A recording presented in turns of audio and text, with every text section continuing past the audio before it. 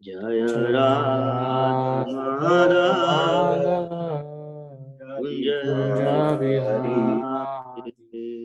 Jaya Gopi Jana Vallabha Girivaradhare Jaya Gopi Gopi Janavallabha Janavallabha Girivardhari Girivardhari Gopi Jana Vallabha Girivaradhare Jaya Gopi Gopi Janavallabha Janavallabha Girivardhari Girivardhari Yashodanandana Braja Janaranjana Yashodananda Yashodanandana Praja Janaranjana Yashodanandana Braja Janaranjana Yashodananda Yashodanandana Braja Praja Janaranjana Janaranjana Yamuna Tira Vanachare Yamuna Tira Yamunatiravanachari Yamuna Tira Vanachare Yamuna Yamunatiravanachari Jaya Radha Madhava Kunja Bihare Jaya Radha Madhava Radha Kunja Kunja Bihari Vihari Jaya Radha Madhava Kunja Bihare Jaya Radha Madhava Radha Kunja Kunja Bihari Jai Radha Gokulananda Radha Gokulananda Radhe Jaya Radha Radha Gokulananda Gokulananda Radha Radha Gokulananda Gokulananda Radhe Jaya Radha Galandaneshwara Thalandaneshwara Radhe Jaya Radha Vandana Radha Vandana Radha Radhe Jaya Prabhupada Jai Prabhupada Prabhupada Prabhupada Jaya Jai Prabhupada Prabhupada, Jai Prabhupada Prabhupada, Jai Prabhupada Srila Prabhupada Prabhupada. Haribo Haribo Haribo Nitai Gaura Haribo Nitai Jai Gora Hari Guru Bol Haribo, Hari Haribo, Bol Hari Bol Nitai Gora Hari Bol Nitai Gaur Pemanande Hari Hari Haribo. Bol Shri Harinam Sankirtan Yagi Ki Jai Jai Srila Prabhupada Ki Jai Jai Samaveta Bhakta Vrinda Ki Jai Jai Premanande Hari Bol Om Agyantimirandasya Kinanjana Shalokaya Chakshuran Militam Yena Tasmai Shri Gurave Namaha Shri Chaitanya Manabhishtam Sthapitam Yena Bhutale Swayam Rupa Karamayam Dadati Swapadantikam Vanchakapadarubhyascha Kripa Sindhubhyevacha Patitanam Pavanebhyo Vaishnavebhyo Namo Namaha Jai Shri Krishna Chaitanya Prabhu Nityananda Shri Advaita Gadadhar Shivasati Gaur Bhakta Vrinda Hare Krishna Krishna Krishna Hare Hare Hare Rama Rama Rama Hare Hare Utai Mahatiriyama Puro Vipur Nirmaikshatya Tamasapurusha Bhunte Ganan Sadasa Sadasmakailam Krishista Bhagavan Vacham Shime Om Nama Bhagavate Vasudevaya Om Namo Namaste Bhagavate Vasudevaya Vasudevaya.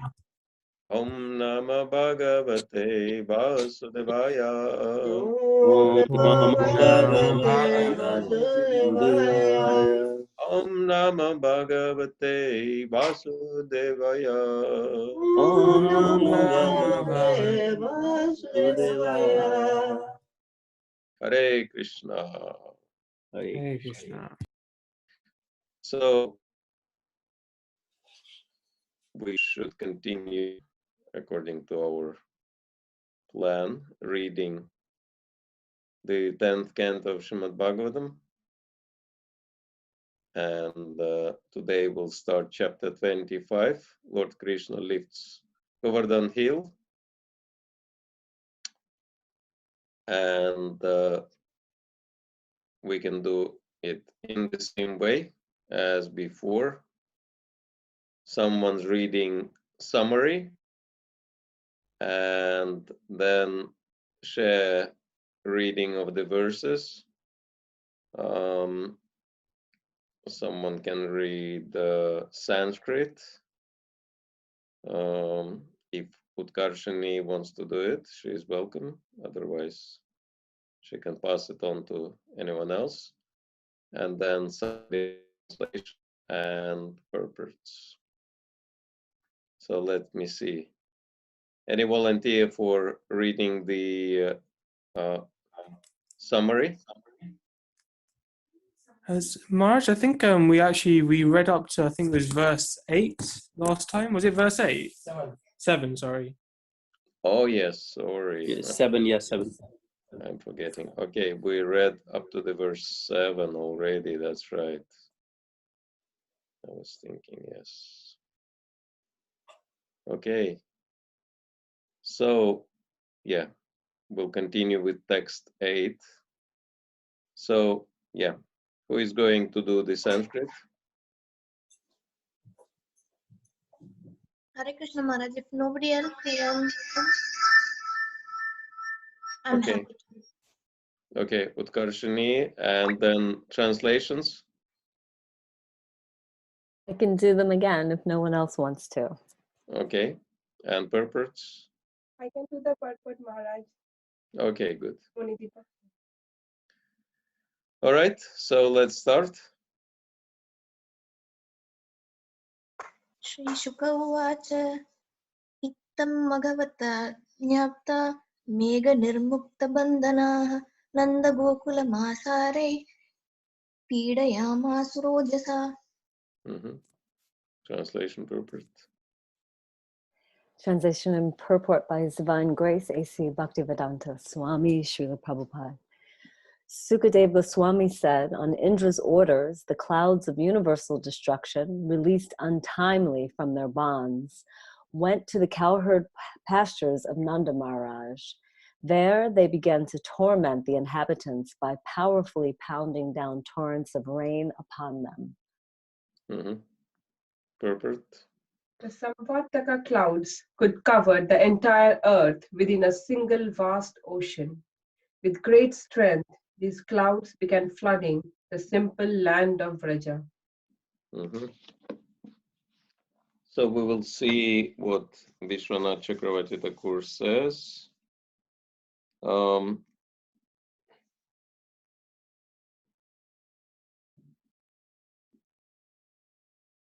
Actually, there is no purport he gave on this verse, so we will move to text 9.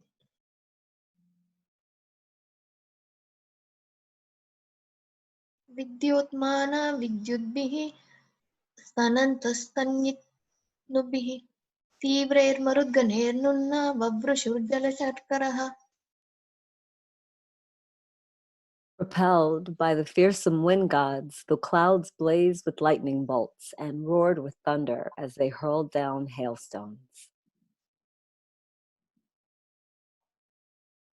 Srila Sridhara Swami explains that the word Marudgana indicates the 7 great winds, such as Avaha, who presides over the region of Bhuvarloka, and Prabhava, who holds the planets in their place. Yeah. So this is what Vishwanath Chakravarti Thakur explains. Indra sent forth the Samvartaka clouds, which could cover the entire earth with a single vast ocean. Losing his discrimination because of anger, Indra released those clouds without considering the magnitude of their power, rambling with thunder. Sta na yu no B. The clouds move, Munna, here and there, being pushed by Avaha and Pravaha winds. Marut Ganai. The clouds poured down hailstones. Jala Sakaraha. So we kind of discussed that point before, that Indra became so angry that he overestimated the need for such power. Next, text 10. स्थूणा स्थूला वर्षधारा मुञ्चस्त्वभ्रेष्वभीक्षणशः जलौघै प्लाव्यमाना भूर्ना दृश्यत नतोन्नतम्. Translation. As the clouds released torrents of rain as thick as massive columns, the earth was submerged in the flood, and high ground could no longer be distinguished from low. Yeah. Vishwanath Chakravarti says the clouds poured down torrents of rain in sheets as thick as pillars, which flooded the earth with water. Due to the flooding, one could not distinguish high land from low. Text 11. अत्याशाराधिपातेन पशवो जातवेपनाः Gopa गोप्यश्च श्रीतार्ता गोविन्दं शरणं ययुः. The cows and other animals shivering from the excessive rain and wind, and the cowherd men and ladies pained by the cold, all approached Lord Govinda for shelter. Okay. No purports. Text 12. शिरःसूतां च कायेन प्रच्छाद्यासारपीडिताः वेपमाना भगवतः पादमूलमुपाययुः. Trembling from the distress brought about by the severe rainfall and trying to cover their heads and calves with their own bodies, the cows approached the lotus feet of the Supreme Personality of Godhead. Text 13. Krishna Krishna महाभाग त्वन्नाथं गोकुलं प्रभो त्रातुमर्हसि देवानः कुपिताद् भक्तवत्सल. The cowherd men and women addressed the Lord. Krishna, Krishna, O most fortunate one, please deliver the cows from the wrath of Indra. O Lord, you are so affectionate to your devotees. Please save us also. Purport. At the time of Lord Krishna's birth, Garga Muni had predicted, Anena sarva durgani yuyam anjas tarisyatha. By his grace, you will easily cross beyond all difficulties. The residents of Vrindavana were confident that in such a great emergency, Lord Sri Narayana would empower Krishna to protect them.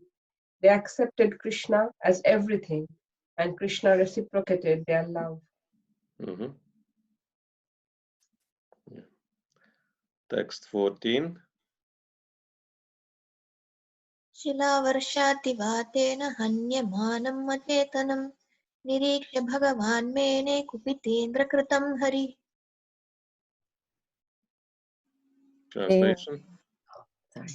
Seeing the inhabitants of his Gokul rendered practically unconscious by the onslaught of hail and blasting wind, the Supreme Lord Hari understood that this was the work of angry Indra. Srila Vishwanatha Chakravarti Thakura explains that the severe distress Indra apparently inflicted upon the residents of Vrindavana was an arrangement made by Sri Krishna's pastime potency to enhance the loving dealings between the residents and the Lord. The Acharya gives the analogy that for a hungry person, the pain of hunger increases the happiness he feels when he finally eats excellent food. And thus hunger can be said to enhance the pleasure of eating. Similarly, the residents of Vrindavana, although not experiencing ordinary material anxiety, felt a type of distress at the activities of Indra, and thus intensified their meditation on Krishna. When the Lord finally acted, the result was wonderful. Interesting. So Krishna is exposing his devotees to the problems to help them in two ways. First, to surrender unto him, and second is to feel the bliss of the resolution of the problem, right? Anyone had this kind of experience? Yes, Maharaj. Yeah, I think most of us did. Okay. So text 15. अपर्थ्वत्युल्बनं वर्षम् अतिवातं शिलामयं स्वयागे विहते अस्माभिरिन्द्रो नाशाय वर्षति. Sri Krishna said to himself, because we have stopped his sacrifice, Indra has caused this unusually fierce, unreasonable rain, together with terrible winds and hail. Okay, no purport, but Vishwanath Chakravarti Thakur says, understanding that it was Indra's work, Krishna spoke to the Brajabasis in 5 verses. The fierce rain, full of hailstones, Shila Mayam, was unreasonable, belonging to a season already past. Okay. Next. तत्र प्रतिविधं सम्यग् आत्मयोगेन साधये लोकेशमानिनां मौढ्याद् धनिष्ये श्रीमदं तमः. Okay. By my mystic power, I will completely counteract this disturbance caused by Indra. Demigods like Indra are proud of their opulence. Out of foolishness, they falsely consider themselves the Lord of the universe. I will destroy such ignorance. So Vishwanath Chakravarti explains, Krishna said, I will remedy the situation through my mystic potency, Atma Yogena. Being falsely proud of their power due to the mode of ignorance, these demigods think of themselves as lords. I will now destroy this ignorance. This verse refers not only to Indra, but also to Vayu and the other demigods who assisted him. Okay. And text 17. न हि सद्भावयुक्तानां सुराणां ईश विस्मयः मत्तो असतां मानभङ्गः प्रसंज्ञाप्योपकल्पते. Since the demigods are endowed with the mode of goodness, the false pride of considering oneself the Lord should certainly not affect them. When I break the false prestige of those bereft of goodness, my purpose is to bring them relief. The demigods are supposed to be Sadbhava Yukta, endowed with spiritual existence, since they are deputed servants of the Supreme Lord. In Bhagavad Gita 4.24, it is stated that Brahmarpanam Brahma Havir Brahmagnau Brahmana Hutam Brahmaiva Tena Gantavyam Brahma Karma Samadhina. That which is duly offered to the Lord becomes spiritualized. The demigods engage in the devotional service of the Lord by managing various departments of cosmic administration. Therefore, as demigods or as servants of the Lord, their existence is pure, sadbhava. When the demigods fail to live up to the high position given them by the Lord and deviate from proper behavior, they are not acting as demigods, but rather as conditioned souls. Mana, or false prestige, is certainly an anxiety-ridden burden for the conditioned soul. A falsely proud person is not truly peaceful or satisfied because his understanding of himself is false and inflated. When a servant of the Lord becomes asat or irreligious, the Lord saves him from impiety by breaking the false prestige that has led him to be offensive or sinful. As stated by the Lord himself, Yashyaham Anugranami, harishye tad dhanam sanai. I give my blessings to a person by taking away his so-called opulence.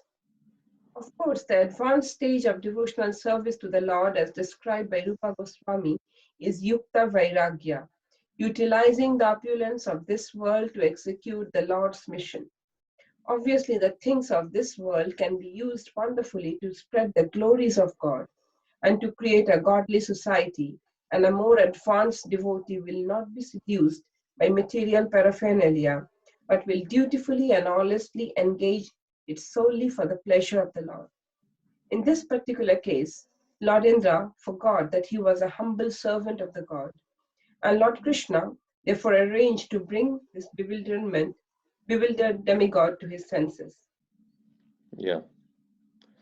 And Vishwanath Chakravarti Thakur says, I'm not going to completely crush this weak Indra out of spite, but I will correct this fault of false pride which has arisen in my devotee. With this intention, Krishna speaks this verse. Okay, so this actually is the main purpose of this pastime, to correct the pride of Indra, and we understand that Krishna is a devotee, and yet he got so much mercy from Krishna that he forgot his position, and so he criticized and attacked Krishna, and he attacked all the devotees. So pride is a very dangerous anartha, and we'll look at some of the stories from Upakyana Upadesha on this subject. So one story, can everyone see? Yes, Maharaj. Yeah, okay. So this story about the frog's half rupee coin. You can see happy frog with a coin. Once upon a time, a frog by chance noticed a half rupee coin on the river bank. Wow, how much ecstasy. Rare for the coin. Upon getting the half rupee coin, the frog became puffed up and thought, is there anyone else as rich as I am now? If the king elephant comes this time to drink water here, I will chain him up. I won't let him drink water here again. Right? So the frog was kind of right, is it? That because in that particular swamp, probably no one was richer than the frog, right? So he was the richest frog in the swamp, and the king's elephant was kind of muddying the water, right? So the frog decided to prevent the elephant from that. You can see the reflection of the frog. Very funny. Meditating thus, the frog sat tightly with a half rupee coin on the bank of the pond. So frog's already prepared to sort out the elephant.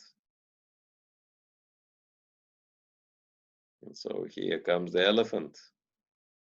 Hey, the king's elephant is coming. Let me chain him up.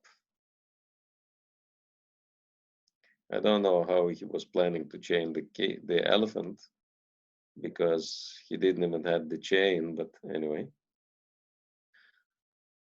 In order to chain the elephant, the frog immediately jumped off and threw himself near the feet of the elephant. Instantly, he lost his life under the elephant's feet. sad end of the story of the royal frog. Purport.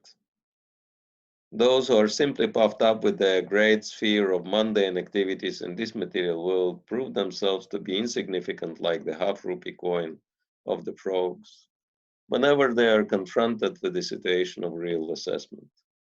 The great valor of an untiring worker in this material world may be crushed underfoot at any moment under the pressure of the mundane spell, as it is nothing but a gift from the material nature. Thus the Bhagavad Gita says, Prakriti kriyamanani guna karmani sarvasha ahankara vimuttatma kartamiti manyate.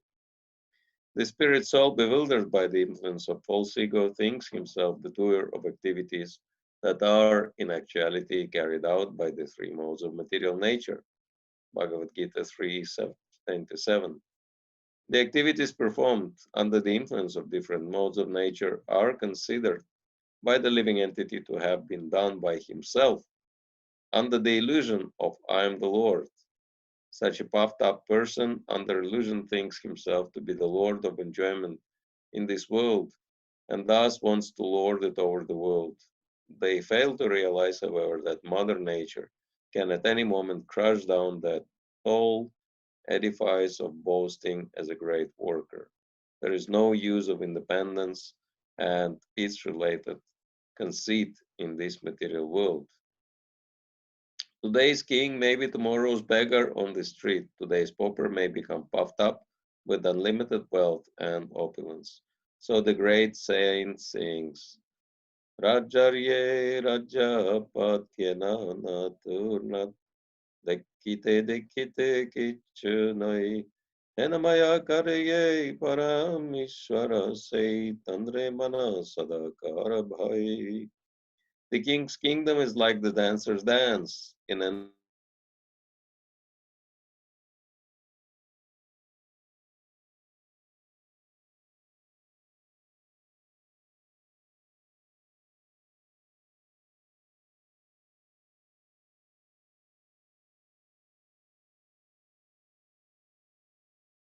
Maya. And one time Srila Prabhupada said, Maya can never overcome me. And the devotees were very impressed. And then next day, Srila Prabhupada was standing in front of the deities and he was making prayer. And his secretary became interested. What was the prayer of Srila Prabhupada? And he asked him. And Prabhupada said, well, I was praying not to fall victim of Maya. And devotee was very surprised. He said, but Srila Prabhupada, you told us that Maya can never overcome you. So how is that you are praying now that to be protected from Maya? And Prabhupada says, yes, that this is exactly the reason why Maya cannot overcome me, because I'm always praying to be protected from her influence. And this is exactly what Bhagavad Gita explains. Davi Hishagunamai, Mama Maya Durateya, Mam Eva Ye Prapadyante Maya Matam Tarantite. Anybody knows this verse and its translation? It's quite kind of popular verse. Nobody is familiar with this verse? Yeah, I don't know the exact translation, but it means that this material nature of mine is very difficult to overcome. Yes. One of it. But who can overcome it? Those who are Devoted to Krishna. yes, surrendering unto Krishna. So by Mam Ebaya Prapadyante, those who surrender unto Krishna can very easily cross over it. Mayamatam Tarantite. So, and Prabhupada showed that example because he was fully surrendered unto Krishna. That's why he could boldly say that Maya can never overcome me, because he was always thinking of Krishna. But this is the opposite.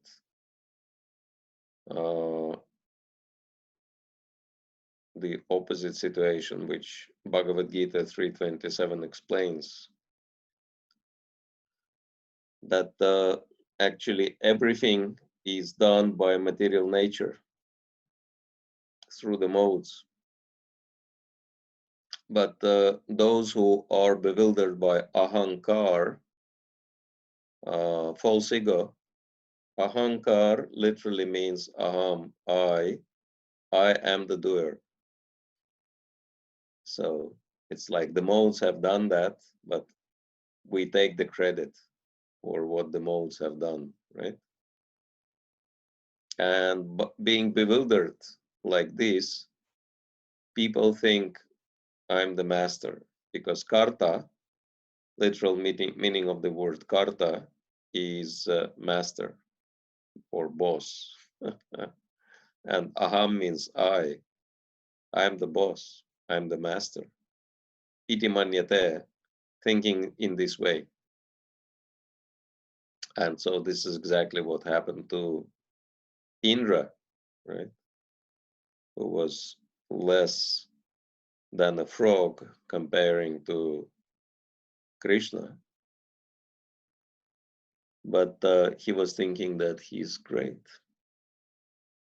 And it's been Krishna's mercy that he haven't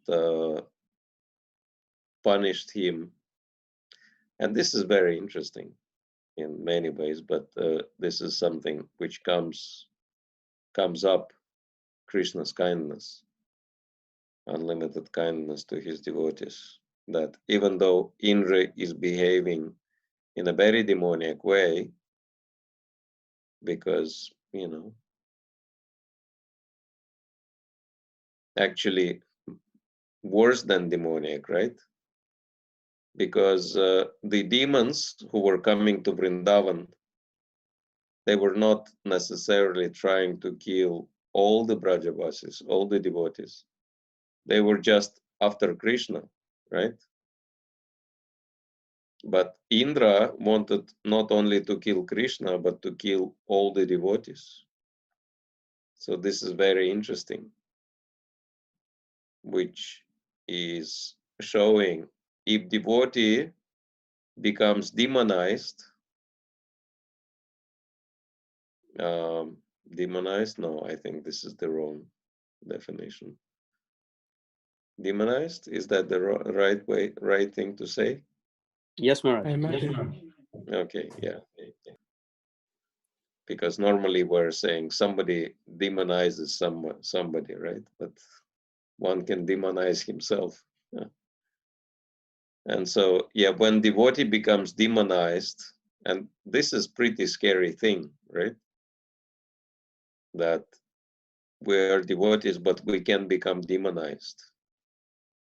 And what is the situation when we become demonized?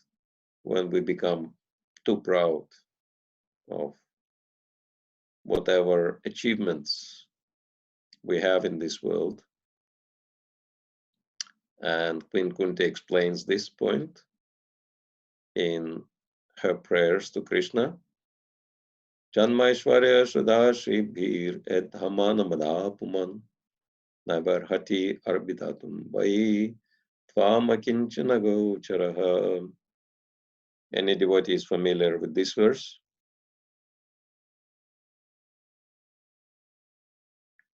No one came across it before? Yes, Maharaj. Yes. You remember the translation?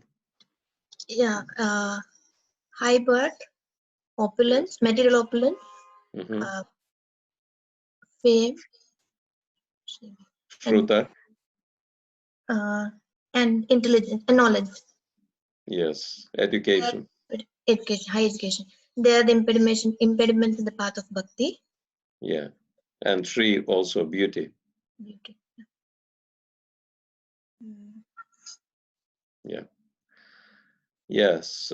High birth, Aishwarya, wealth, Shruta, high education, knowledge, and Shri, beauty. Et Haman Vadhapuman. She says they act in a bewildering way that one becomes almost like drunk, right? That normally drunk people, they cannot perceive reality in a normal way.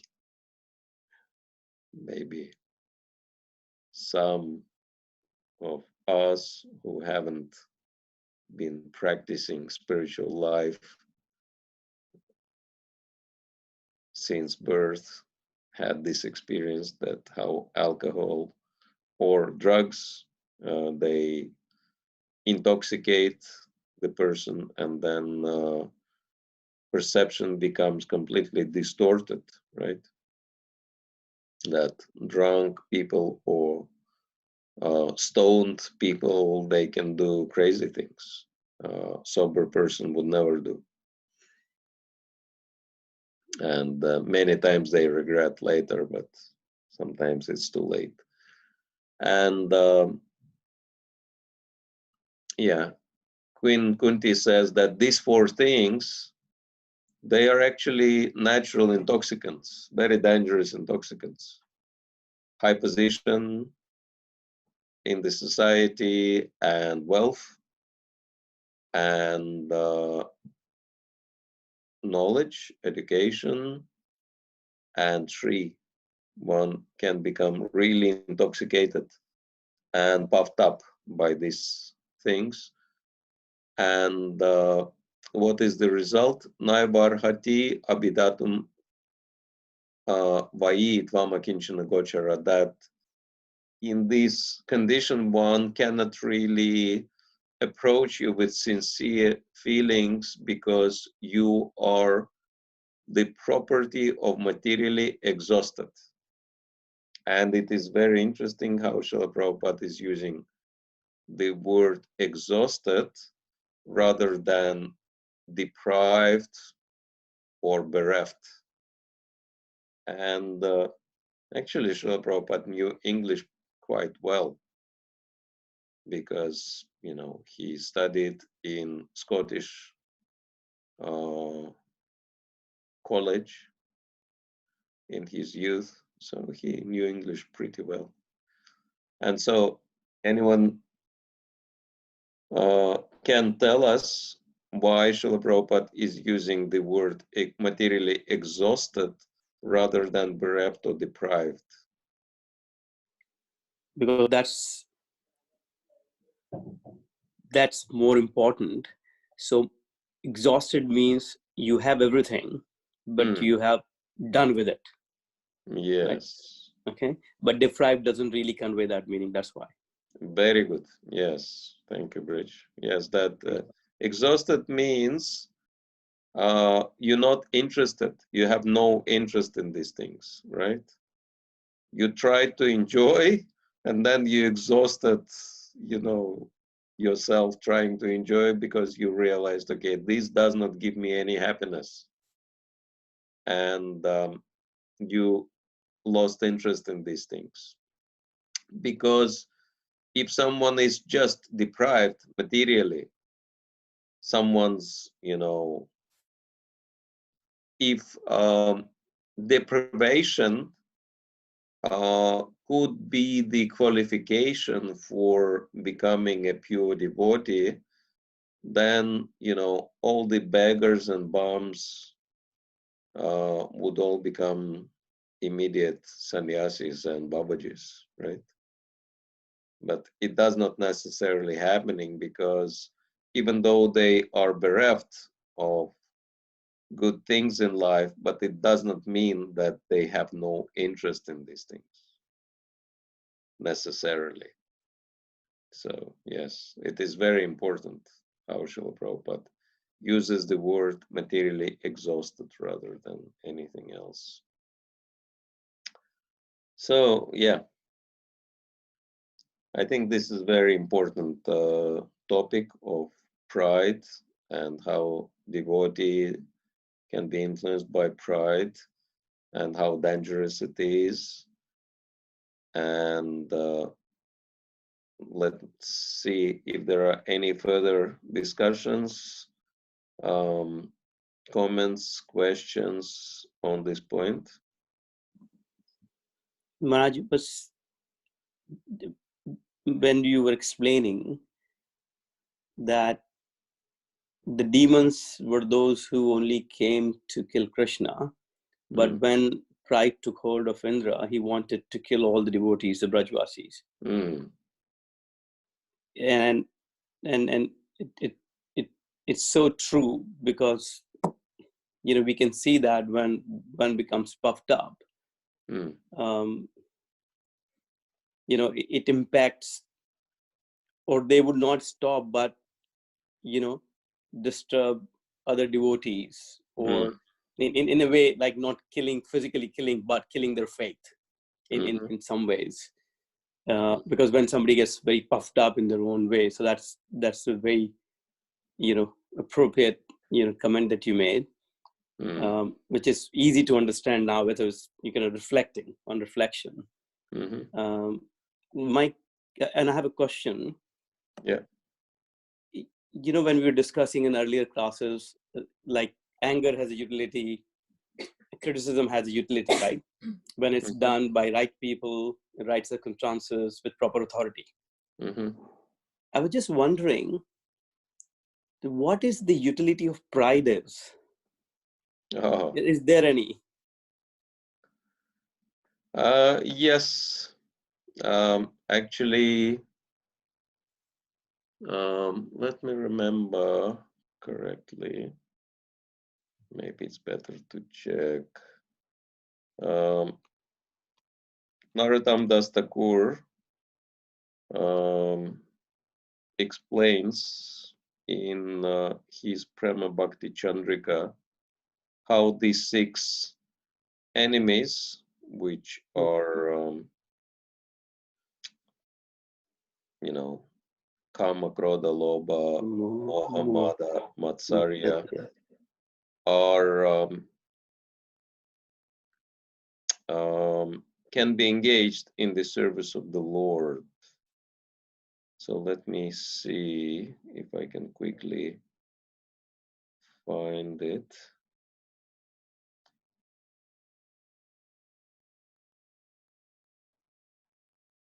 Kama, Karma, Pravartane, Lobha, Bhakta-Dveshigane.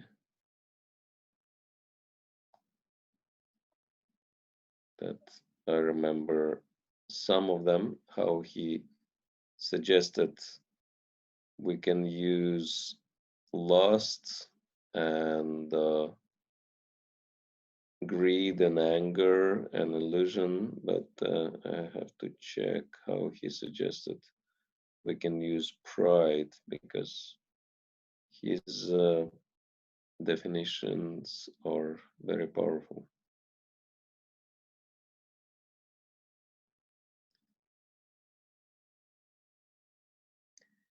Anyway, that one thing I definitely remember from Bhagavatam, that when Lord Shiva was bewildered by Mohini Murti, he was not really so much affected by that. He said, actually, I'm very proud to have such a powerful master who can defeat even myself. So it was quite amazing, because he was humiliated, but then he said, I'm proud of Krishna. I'm proud to have such an amazing master like Krishna. So yeah, if we are proud of Krishna, if we are proud of our Guru, if we are proud of other Vaishnavas, how wonderful they are. I think this is an appropriate use of pride.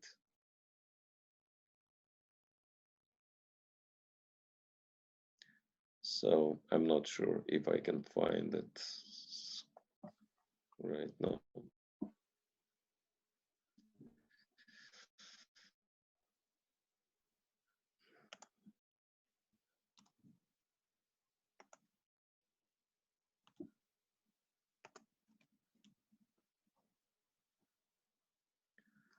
Yeah.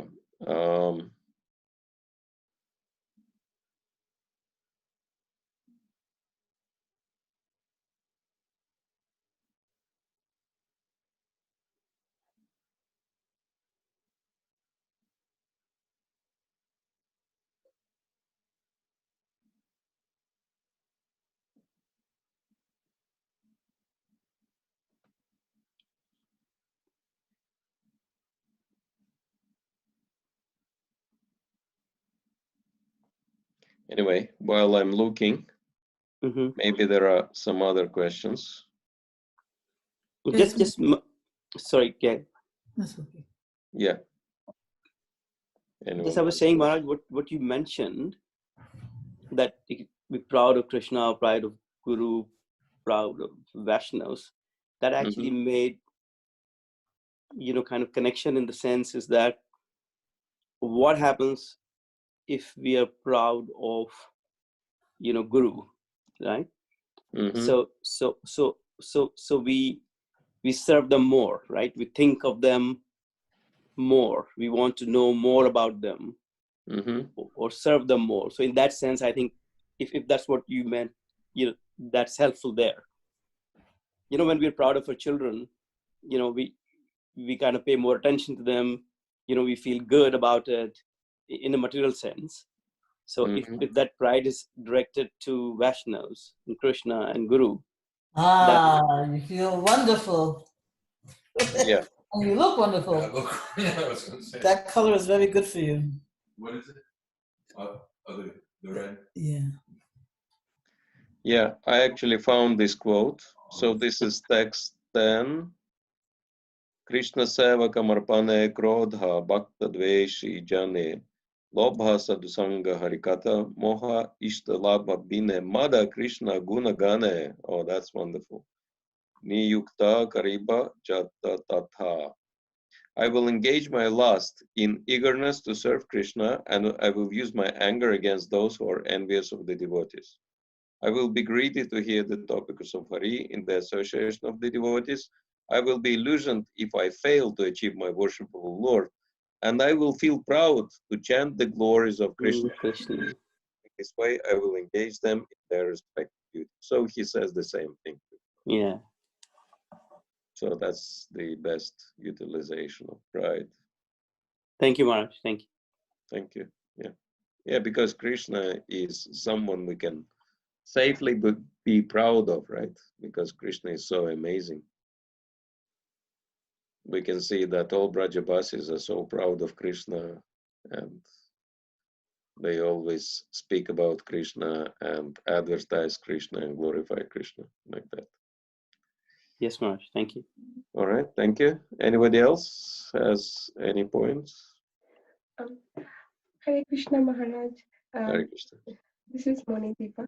I had a question about the 4 or 5 things that are difficult, that is an impediment for bhakti. Yeah. One of them was said as high birth. However, in other places we have seen that or in other lectures from other gurus, we have heard that if you are not able to complete your sadhana or achieve the level that you want to achieve in this birth, Krishna arranges that you will be having a better birth in the next life so that you can continue a devotional service. And so isn't that a little bit a contradiction, that a high birth which Krishna might give you will actually be an impediment to your devotional service in the next birth. Yeah, it is a danger. That's why if we are really serious about Krishna consciousness, we would not unnecessarily want to risk and try to go back home already in this lifetime, because it is true that if we take very high birth, we can easily become bewildered by all these material luxuries and can't forget Krishna. At the same time, it gives advantages, because if you have everything materially, then you can exhaust yourself pretty fast, to be honest. If you have more than you need, you can try to play with it, but you can pretty easily become frustrated because it doesn't make you happy, no matter how hard you try. And that's why you can see, like, the wealthiest countries on the planet have the highest percentage of depressed people and suicidal people and all kinds of things. And like Switzerland, for example, which is the third country in the world by the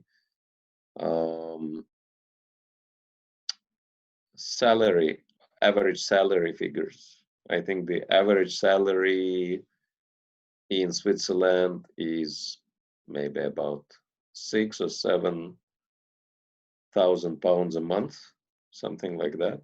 So that's the average salary they get, right? Or which is close to $8,500 US dollars. That's the average.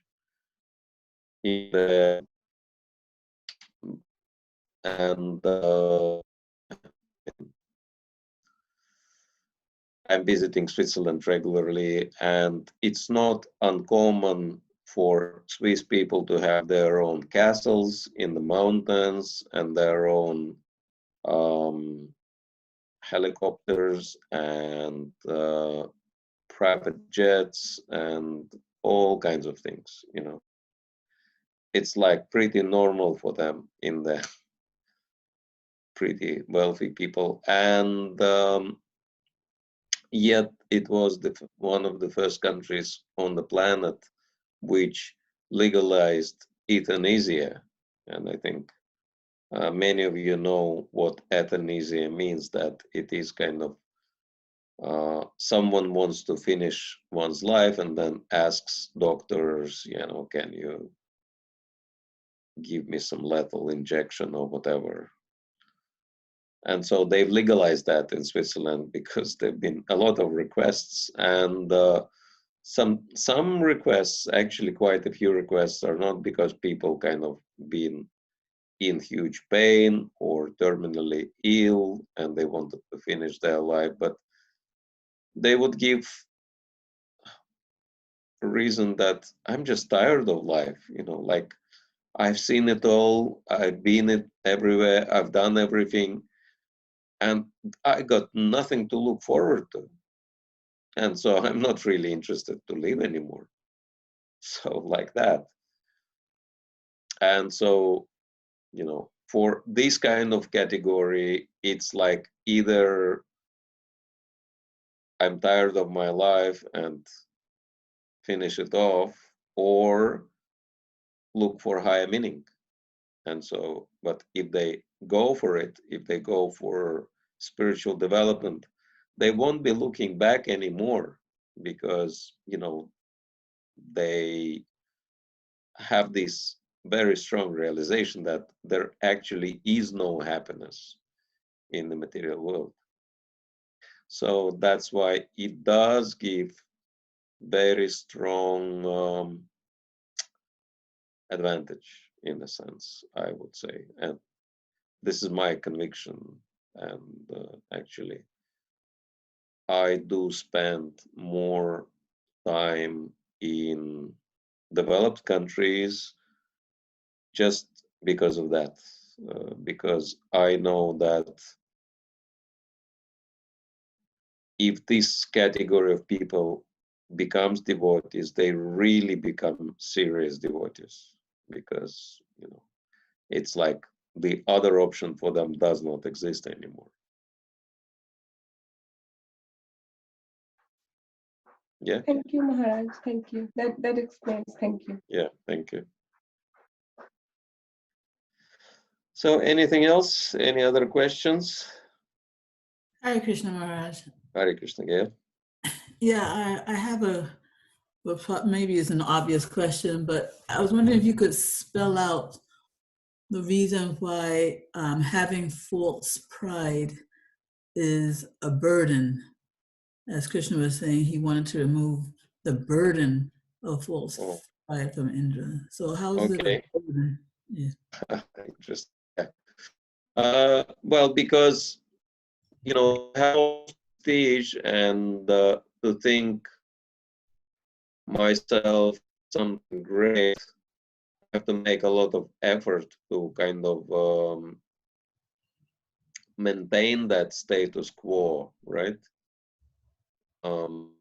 And so actually another reason is that pride is really kind of crushing my natural happiness, because you will see that proud people, they look happy, right?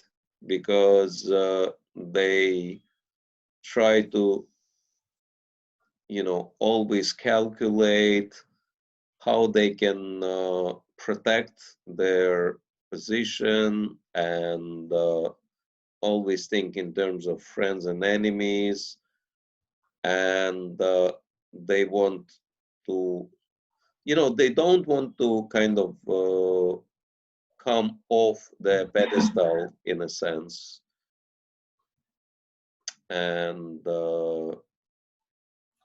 just be simple and personal with people. So it's very troublesome for them. So like Hiranyakashipu, right? That even though he had everything, but he was never happy because he was so proud. So proud people are really miserable people. They can never relax, and they can never be themselves in a sense, because they can never open themselves up to other people, etc. So it's very burdensome situation, and that's why